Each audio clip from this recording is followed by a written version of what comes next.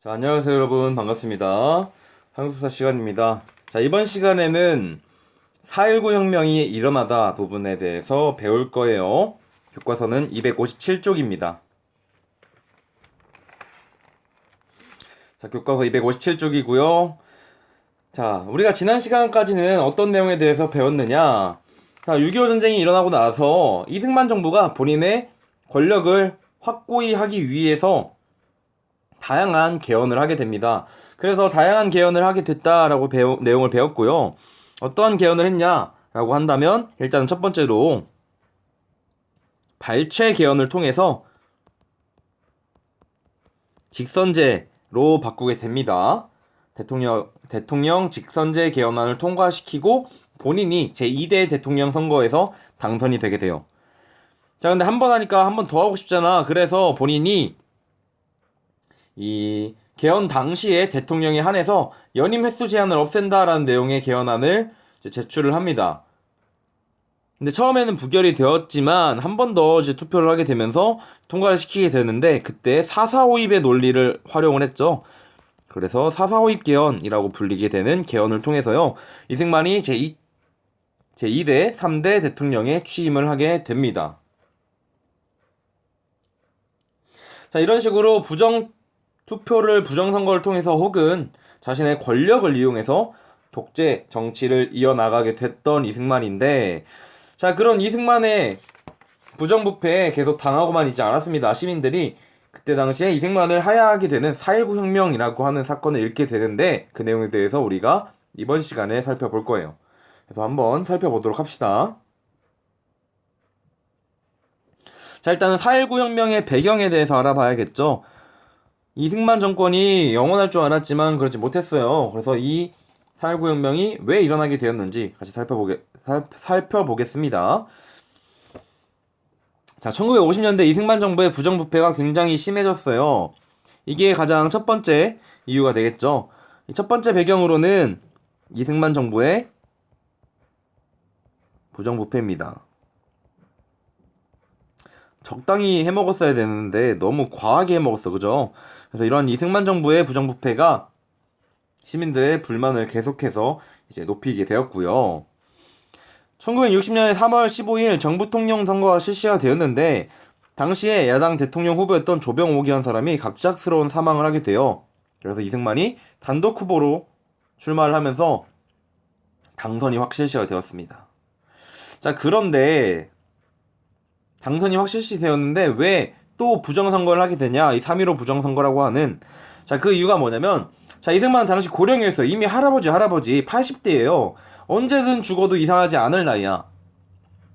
자, 그래서 이승만의 건강에 문제가 생겨서 국정 운영이 어려워질 때 부통령이 대통령직을 승계하게 하려고 했어요. 자, 왜냐면 그래야 이 자유당이 자신들의 권력을 이어나갈 수 있을 테니까요.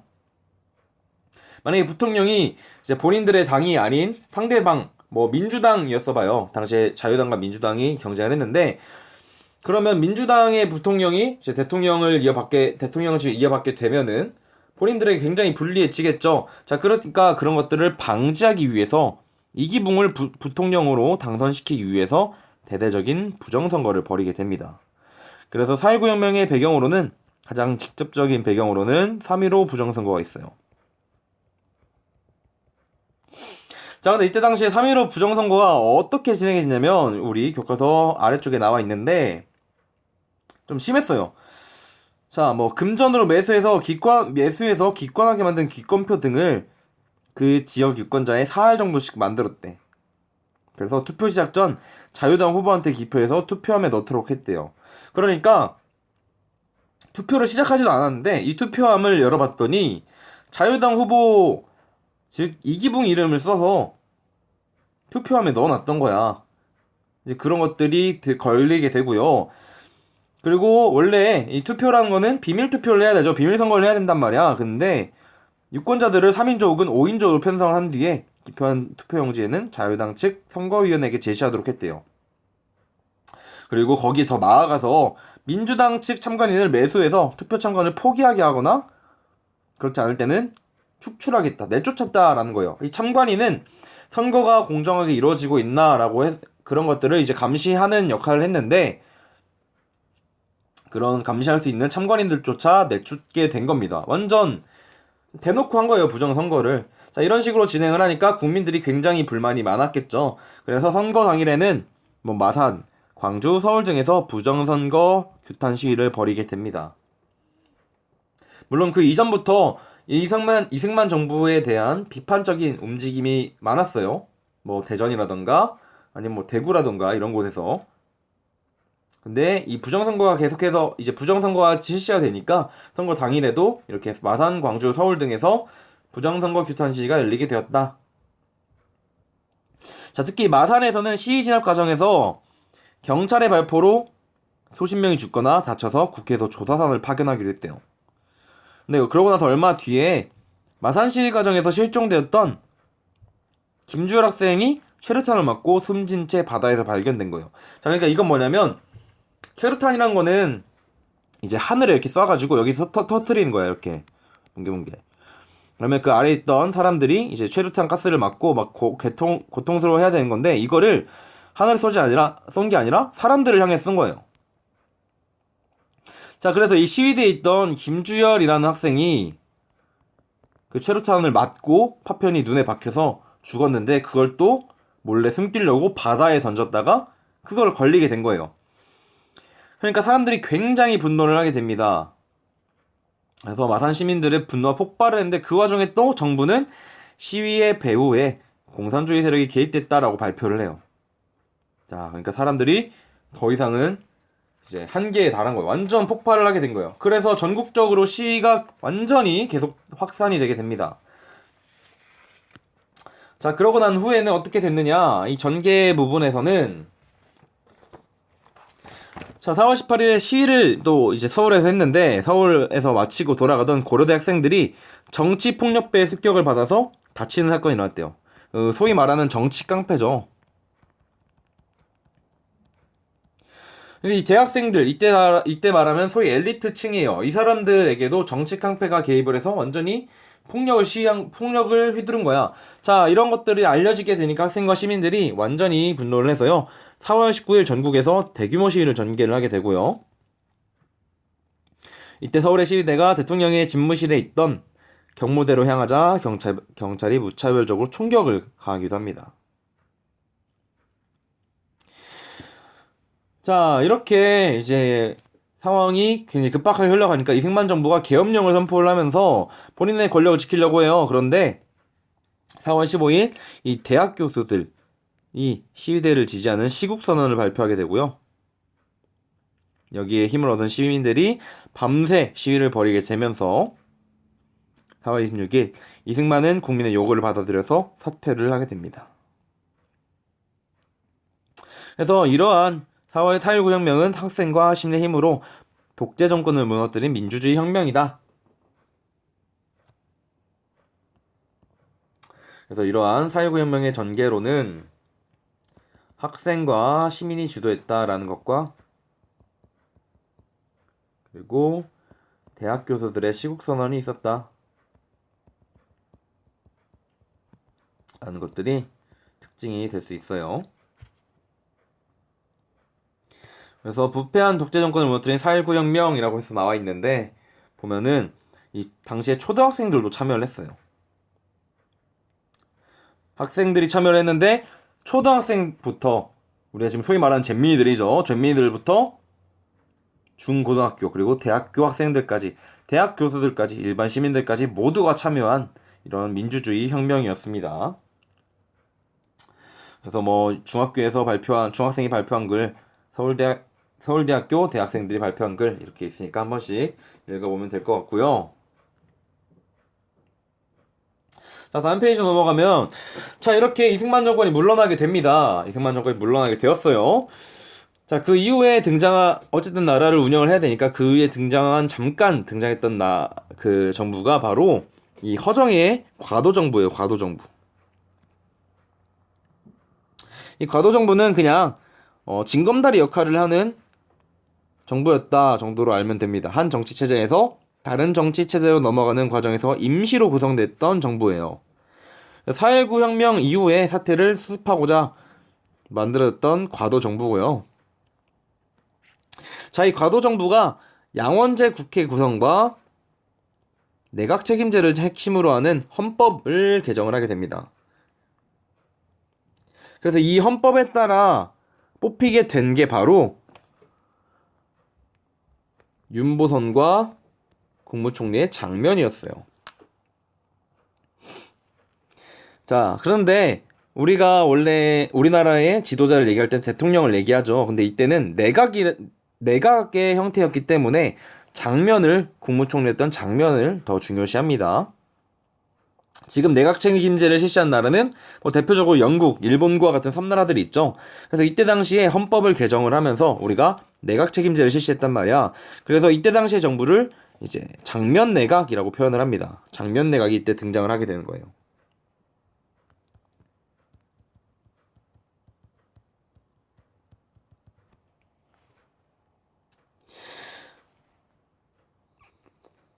자, 이때 내각 책임제를 규정한 헌법에서 대통령은 상징적인 존재였으며 정부를 운영하는 실질적인 권한은 국무총리가 행사했다라는 내용이 있죠. 이게 바로 내각 책임제의 내용입니다. 자, 그러면 장면 내각은 어떠한 정치를 실시했느냐를 살펴봐야겠죠.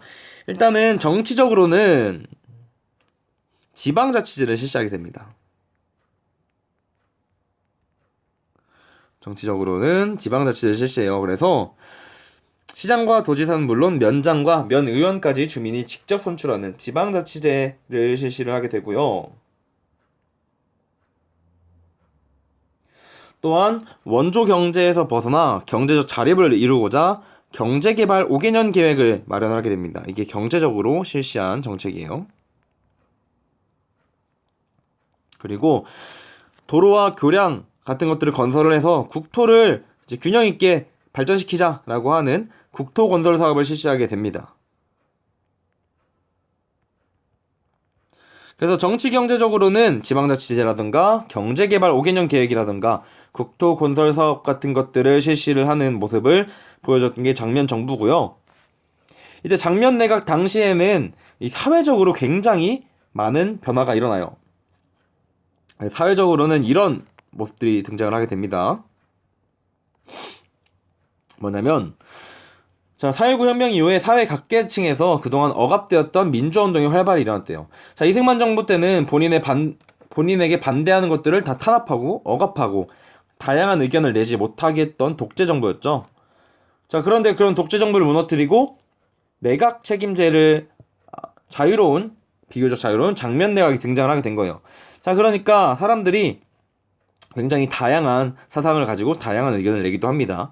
학생들의 학도극단의 폐지를 주장을 하고 학교를 자유롭게 운영할 수 있는 학원 자유를 요구하고 교사와 노동자들은 노동조합을 조직하고 이런 모습들을 보이게 되는 거예요.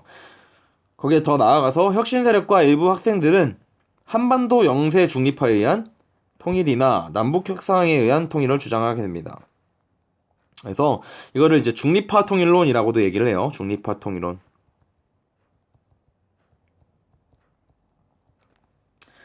사회적인 이 장면 정부 때 사회적인 측면에서는 다양한 사상, 다양한 의견들이 나오게 되고요. 중립화 통일론과 같은 주장이 나오기도 했다. 이런 것도 또한 학생들을 중심으로 이루어지게 됩니다. 자, 그런데 장면 정부의 한계가 이렇게 나오게 되는데, 자, 장면 정부는 시민들의 다양한 요구를 제대로 수용하지 못하는 한계를 보이기도 하고요. 민주당 내부에서는 집권 초부터 윤보당 중심의 구파와 장면 중심의 신파 사이에 정치적인 갈등이 굉장히 심했어요. 그러니까 독재 정부가 물러나고 난 이후에 굉장히 혼란한 상황인데 거기서 본인들끼리 치고받고 싸우고 한 거야. 그래서 민주당이 둘로 갈라졌다라고 하는 이러한 이제 만평도 나오게 됩니다. 그리고 부정축제자나 부정선거 책임자 처벌에 소극적이게 되고요. 친일파 청산과 제주 4.3 사건의 진상규명도 제대로 하지 못했어요. 이런 한계들도 보이게 됩니다. 그러니까 이도저도 아니게 된 거죠.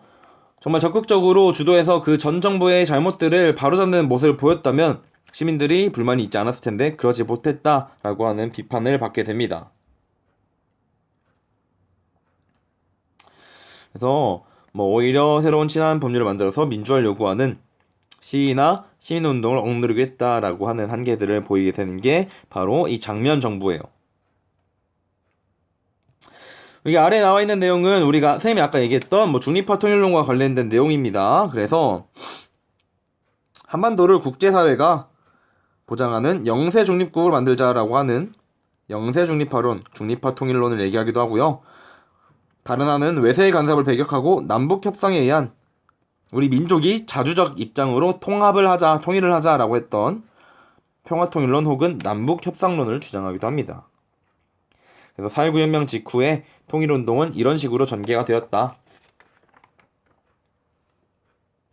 자, 그래서 이번 시간에는 어떤 내용을 배웠냐? 이승만 정부가 부정부패로 계속 권력을 쌓다가 결국에는 이제 크게 얻어맞죠. 그렇게 해서 이승만 정부가 물러나게 되었는데 그 이후에 등장하게 된 이제 허정가도 정부 그리고 장면 정부에 대해서 살펴봤습니다. 장면 정부는 특히 여러 가지 정책을 실시했지만 분명한 한계가 있어요. 그래서 그런 한계들이 어떤 한계들이 있었는지 여러분들이 공부를 하면 좋을 것 같고요.